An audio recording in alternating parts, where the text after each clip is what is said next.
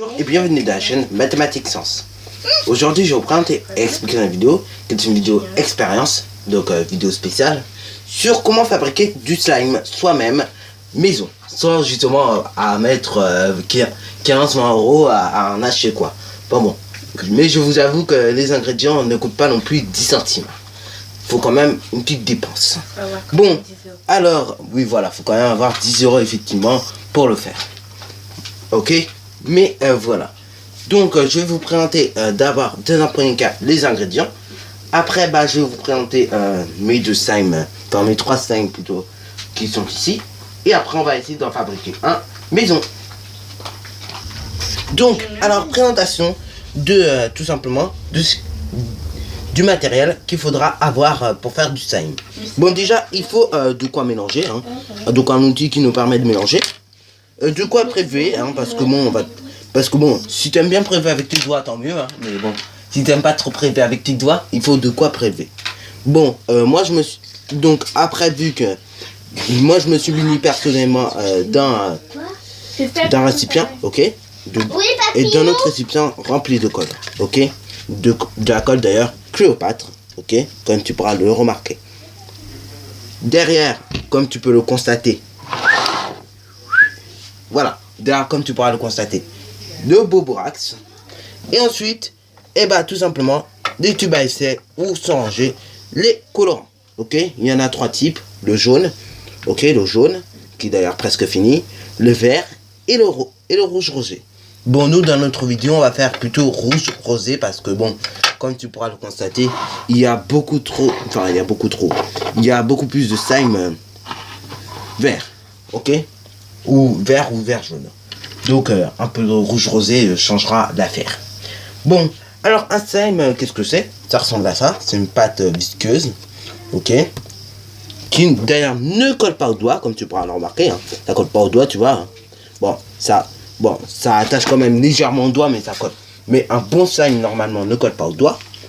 Quand tu mets ça dans une boîte, comme tu pourras le constater ici, voilà, on ouvre la boîte.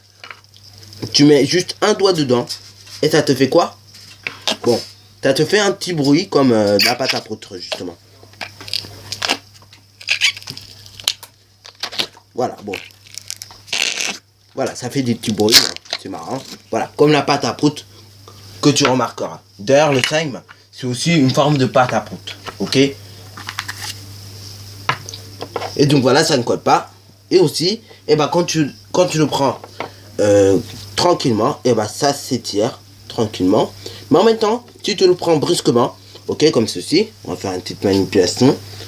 Donc si tu le prends brusquement, comme ceci, ça va s'écarter légèrement et donc ça va se reformer. Un peu comme le trampoline. Tu sais, quand tu sautes, quand tu sautes vers le centre du trampoline, tu sautes, ok, tu tombes vers le centre du trampoline, et le centre du trampoline te refait, et toi tu ressautes depuis le centre du trampoline, et c'est comme ça qu'on saute très longtemps sur un trampoline, ok. Donc voilà, tu tombes et après voilà, et après tu te relèves. Bon, alors maintenant parlons un peu de slime. Bon, alors commençons par la première étape, verser un peu de colle. Donc ok, on verse la colle.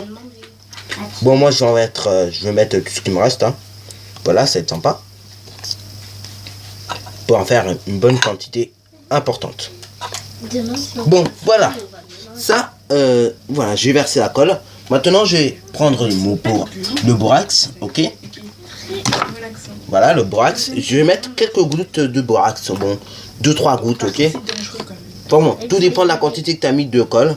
Il faut que ta quantité que tu as mis de colle soit proportionnelle au nombre de gouttes de borax, ok. Donc là on va mettre 3-4 bonnes gouttes de borax. Ensuite, qu'est-ce qu'on va faire? On va mélanger un peu le tout quand même avec de notre outil de mélange. Voilà, magnifique. Voilà, voilà. Hop. Oh là, il y en a un tout petit peu partout, mais c'est pas grave. Voilà. On mélange un peu le tout. Toc, toc, toc. Bon, ensuite, on met ses mains tout simplement pour vérifier si ça colle au doigt. Bon là, ça colle légèrement au doigt. Donc quand ça colle un peu trop au doigt, ce que l'on fait, et bah du coup, on rajoute un peu de borax. Ok, donc je vais essayer de le remettre dans la boîte. Voilà, tout le borax, enfin tout notre pâte qui va du coup faire office de slime. Voilà, et donc je vais remettre un peu de borax.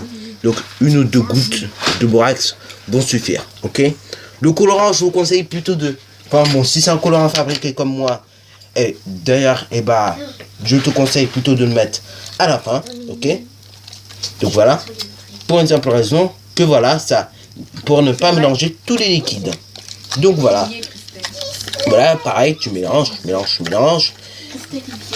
voilà. Et voilà. Bon, ensuite, tu revérifies à nouveau si ton slime colle au doigt. Bon, là, on va tout d'abord le défaire de notre instrument de mélange. Et on va voir si ça colle au doigt. Bon, quand je le prends, non, ça colle pas trop au doigt, là. Donc, non, ça... Bon, là, quand on le prend, justement, ça colle pas au doigt, c'est super. Et ça s'étire un peu. Bon, là, et c'est là où je vous conseille de mettre le colorant. C'est à cette étape-là. Pour que les liquides ne se mélangent pas au départ.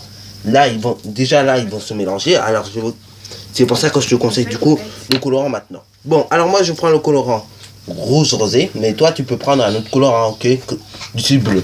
Ok. Ces colorants, c'est moi qui les ai fabriqués. Ok, à l'aide de ma boîte de science. Donc, comme tu as pu le voir, que j'ai fabriqué moi-même. Et donc, si tu as vraiment envie de savoir comment fabriquer le colorant, surtout mets-le moi en commentaire et je te ferai savoir à l'aide d'une future vidéo qui peut-être sortira là-dessus sur ce thème. Donc là, pareil, on continue de mélanger. Tac, tac, tac. Allez, c'est sympa. On continue de mélanger. Et voilà. Et voilà, j'ai fait mon slime qui est super. Bon, il reste toujours un peu de colorant parce que par moment, on a toujours tendance à en mettre un peu trop. Enfin, en tout cas, moi le premier. Donc voilà ce que nous obtenons une fois que nous avons fait notre pâte. Ensuite, on la malaxe un peu. Donc voilà, je vais vous passer l'étape de la malaxation. En gros, c'est l'effet. Donc on va mettre la main comme ça et après on va la malaxer un peu dans tous les sens. Enfin bref, je vous passe l'étape. Donc voici le slime, ok, en tout son intérêt. Donc je vous ai un peu supprimer l'étape. Enfin, je vous ai pas trop montré l'étape d'un malaxage parce que bon, c'est pas très intéressant et puis voilà, ok. Mais quand même, l'intérêt de malaxer justement rend la pâte assez bien et donc voilà. Entre parenthèses, à cette étape-là, vous pouvez éventuellement rajouter du borax si votre pâte était trop caoutchouc, ok, trop caoutchouc. C'est-à-dire, tu apprenais, ça y est, ça se tirait, ça se machin. Et donc, l'intérêt à malaxer, justement, permet d'éviter que quand tu prends tout ça, tu puisses enlever ces morceaux directement. Et donc là, petit test, on va voir si notre slime en est bien un. Et donc, on va essayer de voir si en prenant tout doucement, ça s'étire. Et là, on voit bien que ça s'étire tranquillement. Ok.